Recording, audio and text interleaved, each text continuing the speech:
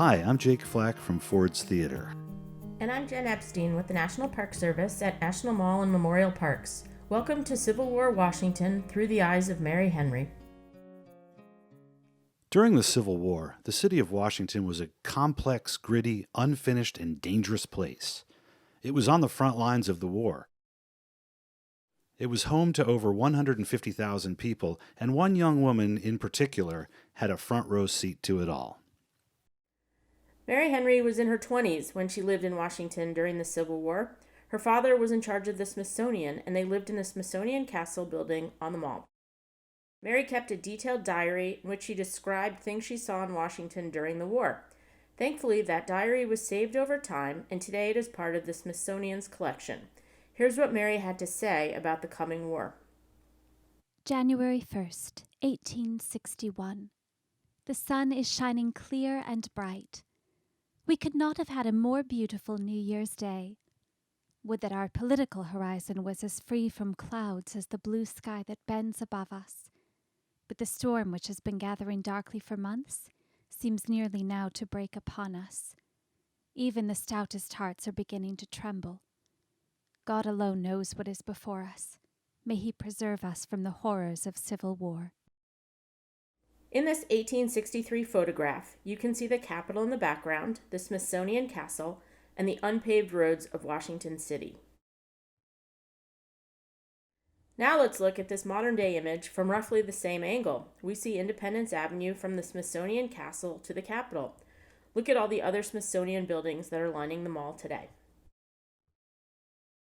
This map shows each county of the states that allowed slavery. The shading indicates the percentage of enslaved people within the total population of the county. The darker the shading, the higher concentration of enslavement in that area. Notice the shading along the Mississippi River Delta. Notice how Washington City, Maryland, and Virginia all had slavery at the start of the Civil War. The arrows point to the counties surrounding Washington. It's interesting to note that the percentage of enslaved people was greater in the Maryland counties around Washington, for instance, Prince George's and Charles counties, than in Fairfax County, Virginia. Although Maryland did not secede and join the Confederacy, the state was very pro-slavery. This map illustrates the danger Washington faced by being completely surrounded by counties that wanted the Confederacy to win the Civil War and maintain the institution of slavery. There were even residents within Washington who wanted the Confederacy to win the war. In this 1860 photograph of the Capitol, we see the unfinished dome and the canal that flowed to the base of the Capitol grounds. Lincoln was insistent that the work on the dome continue during the war. It would be completed in 1863. The canal was originally built to move crops and goods between the Potomac and Anacostia rivers. By the time of the Civil War, it functioned more as an open sewer than as a mode for transporting boats and goods. People threw dead horses, trash, and human waste into the canal. The yellow lines in this aerial view of the Capitol and Mall indicate where the canal once flowed down what is today Constitution Avenue. Can you find the Smithsonian Castle on the Mall? Today, the National Mall is a beautiful park. The Washington Monument stands 555 feet, 5 1/8 inches tall. In the foreground, we can see the Lockkeeper's House, which is the oldest building on the National Mall, dating from the 1830s. But during the Civil War, the Washington Monument stood unfinished at just 150 feet tall. The National Mall was used by the Army to train, house, and feed the soldiers guarding the city and heading into battles in Virginia.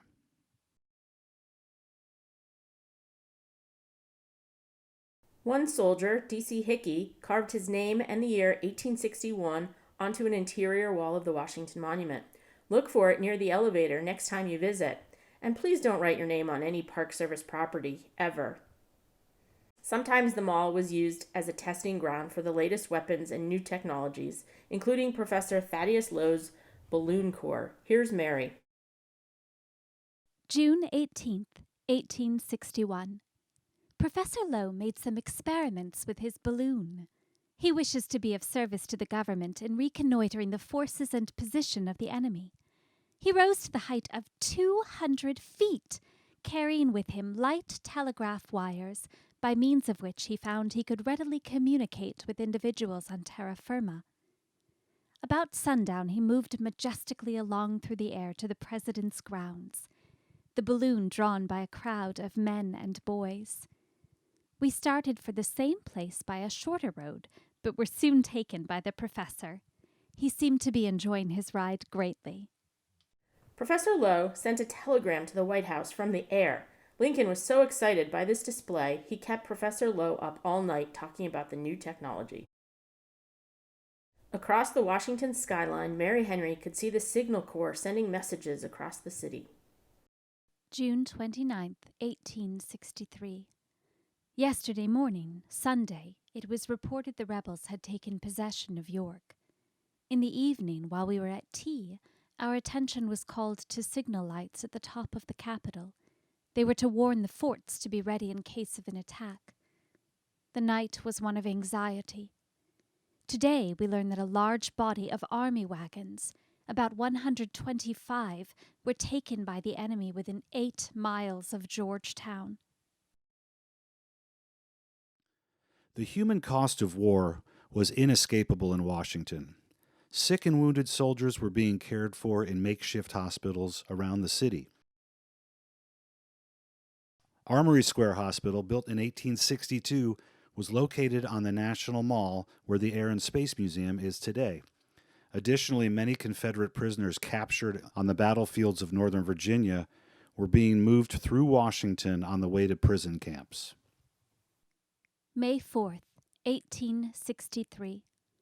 Went this morning to Armory Hospital to see Mary Felton. While I was there, a commotion in the street called our attention, and going to the door we saw passing a number of rebel prisoners, walking 2 abreast with a Federal soldier on each side of them. They were mostly dressed in Virginia homespun and seemed to be laboring men rather than soldiers. Some of them appeared to be very feeble. 800 are said to have been brought in today, but I think the number must have been exaggerated. President Lincoln spent 3 summers in this house on the grounds of the Old Soldiers' Home in Washington. Just 4 miles from the White House, the summer home offered respite from the heat and bustle of downtown Washington, and it allowed Lincoln a place for quiet reflection. It is here that Lincoln drafted the Emancipation Proclamation. June 29th, 1863. We went to the Soldiers' Home, where the President now resides. We met him returning with his bodyguard, about 20 mounted men, following his carriage. He seemed so oppressed with care and anxiety, I pitied him sincerely. Just a couple miles from the Old Soldiers' Home, U.S. soldiers stood guard at Fort Stevens, the northernmost fort in Washington. 68 forts were built during the Civil War to defend the city of Washington. With 20,000 soldiers manning these forts, it became the most heavily fortified city in the world. The Confederate Army attacked the city of Washington only once during the Civil War. On July 11, 1864, Confederate General Jubal Early attacked Fort Stevens with a force of roughly 12,000 men. Over the course of 2 days, the U.S. Army repulsed Early's force. At one point, President Lincoln rode out to Fort Stevens to watch the battle. As he was standing on the fort's north wall, he was shot at by Confederate sharpshooters. Lincoln was pulled to safety and rushed back to the White House. July 12th, 1864, 12th Tuesday. Firing at 5 o'clock in the morning. Communication with Baltimore cut off. Firing again at 1 o'clock. Nothing known. Went to drive in the afternoon with Mr. Gill. Went to terminus of 14th and 7th Streets. Driving first out 7th, we came to Campbell Hospital, where at the top of the hill we were stopped by a man on horseback who forbade our going farther. We retraced our steps, and crossing over to 7th Street, encountered the President coming into the city from the Soldier Home in an open barouche, surrounded by a bodyguard of horsemen. Today, Fort Stevens is a national park site. A boulder to the left of the cannons in this photo marks the spot where Lincoln stood and watched the battle. Lincoln commuted daily between the Old Soldiers' Home and the White House, passing through the neighborhoods and communities of the people of Washington. Lincoln regularly passed by and sometimes visited the contraband camps, refugee encampments of African American freedom seekers, communities of individuals and families who had fled enslavement and achieved emancipation and a level of protection within Union lines. Early in the war, Robert E. Lee's plantation, Arlington, was seized by the U.S. Army. Located just across the Potomac River from Washington in Virginia, the property's bluffs overlooking the city provided a strategic position for the defense of Washington. Following the outlawing of slavery in the District of Columbia on April 16, 1862, the property was also used to house the thousands of people fleeing enslavement in Virginia and Maryland. Freedmen's Village became home to thousands of free men, women, and children. Before the Emancipation Proclamation, many people living in the contraband camps found employment working for the Army. In this photo, we see 3 African American boys who are working for soldiers in Company F, 2nd Regiment of the Rhode Island Volunteer Infantry. After the Emancipation Proclamation, African American men were allowed and recruited to join the Army as members of the United States Colored Troops. Arming black men as soldiers was seen by some prejudiced people as a radical and bad idea. Here's Mary's take. January 31st, 1863. The discussion of the bill for arming of the Negroes still continues to create great excitement in the House. Mr. Wycliffe made a long speech yesterday, in which he said one man, named Hunter, had tried the experiment of raising a Negro regiment, but had failed. He asked if we were prepared to admit that we could not put down the rebellion without calling in the aid of the Negro. Today, Mr. Wright of Pennsylvania spoke in favor of moderation and forbearance. He said there was never greater need for a spirit of concession than at this time. No man knew when he went to bed at night whether when he arose in the morning the government would be in existence. In every point of view, the Negro Bill was impolitic and uncalled for. Should it pass, we should, in all probability, lose Maryland, Kentucky, and West Virginia, besides running the risk of demoralizing the Army now in the field. He has been told by officers of the Army that if black soldiers were enlisted, they would consider it a reflection upon the Army and resign. Nevertheless, the bill was passed. Almost 200,000 African American men joined the Army to fight for their own emancipation and for a country that had yet to fulfill its promise of freedom forever. July 11th, 1864. View from the top of the tower. The city lies before us, peaceful and beautiful in the rays of the setting sun. Mr. Durust, who is looking through the glass, reports signals from the top of the Soldiers' Home. We look and see the signal maker with his flag. A body of colored troops are moving down 12th. We watch them as they move slowly along, their wives and little ones crowding the pavements. January 31st, 1865. The bells have been ringing today, and guns firing in honor of the passage of the bill for the anti-slavery amendment of the Constitution. April 1865 brought victory to the United States, and the people of Washington City heaved a collective sigh of relief. It was time to celebrate. April 10th, 1865. We were awakened at 5 o'clock this morning by the usual sounds of victory, the firing of guns and the ringing of bells, and before we were dressed, Father came to our door to tell us Lee and his army had surrendered. On April 11th, a grand illumination made Washington City shine long into the night. People paraded through the streets, sang songs, lit bonfires, and decorated every building with thousands of candles and lamps. President Lincoln delivered what would become his last speech to a joyous crowd gathered outside his window at the White House. In this speech, President Lincoln started to define the promise of freedom for 4 million black Americans. President Lincoln suggested that some African American men, including the soldiers of the United States colored troops, be given the right to vote. On April 14, 1865, enraged by Lincoln's proposal of voting rights and citizenship for black men, actor and Confederate sympathizer John Wilkes Booth assassinated President Lincoln at Ford's Theater. April 15th, 1865.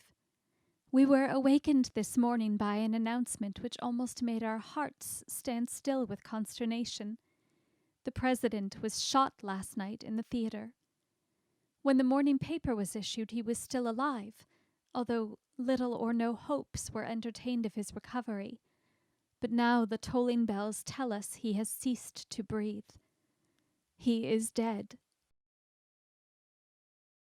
April 15th, 1865, 7:00 p.m. The sad day of excitement is over. The assassins have not yet been arrested, but the evidence is conclusive that Booth, a miserable actor and worthless vagrant, a son of the great tragedian, committed the deed. That is, the murder of the President. Here's Ford's Theater immediately after the assassination. Notice the black mourning cloth draped from the windows and the armed soldiers guarding the building. As the nation mourned the death of President Lincoln, it also saw Union victory and celebrated the end of the Civil War. The Grand Review was the military parade down Pennsylvania Avenue that celebrated the U.S. Army's victory and the end of the Civil War. On May 23, 1865, General George Meade led 80,000 soldiers from the Army of the Potomac down the avenue. The following day, General William T. Sherman led the 65,000 men of the Army of Tennessee and Army of Georgia down Pennsylvania Avenue. Thousands of people lined the street to cheer the victorious soldiers. May 22nd, 1865. We have witnessed this day a spectacle which we must ever remember. The review of one half of our great army, the Army of the Potomac with Sheridan cavalry. We went at an early hour to the Treasury Building to take possession of a room of the Lighthouse Board, which had been reserved for us and the other families of the officers of the board. On they came in the dim distance, down the long middle of the avenue, now under our window, hour after hour, as inexhaustible and unceasing as the flow of a mighty river. Here's an aerial view of Pennsylvania Avenue today. I wonder what Mary would think of Washington today. Thanks to her diary, we know a lot about what Washington was like during the Civil War. Thanks for spending some time with us today. We look forward to seeing you on the mall and at Ford someday soon.